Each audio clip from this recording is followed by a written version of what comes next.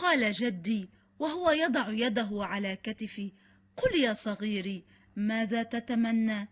قلت: أحلم يا جدي أن أنال شهادة عالية وأن أسافر.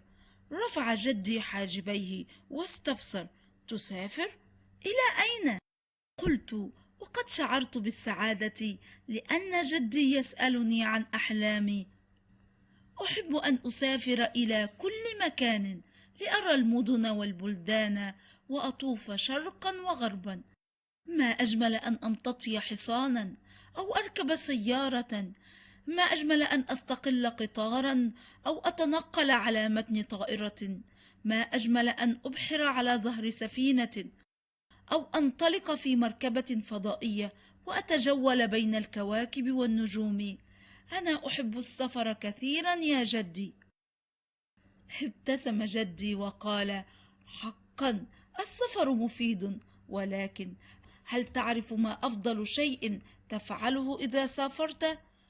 أجبت دون تردد: أحمل آلة تصوير وأنطلق وأدون في مفكرتي أسماء المدن التي أزورها والأماكن التي أشاهدها. وضع جدي كفه على رأسي وهمس: ذلك صحيح، ولكن هناك ما هو أفضل. إنني أريد منك أن تغرس في كل مكان تسافر إليه شجرة. تعجبت وقلت: ماذا تعني يا جدي؟ قال جدي: أن يكون لك صديق في كل بلد تزوره.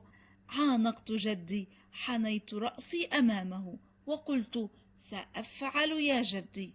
أرجو أن تتحقق أحلامي، وأن أنال شهادة عالية، وأن أسافر إلى كل مكان أحبه، وأن يكون لي صديق في كل مكان.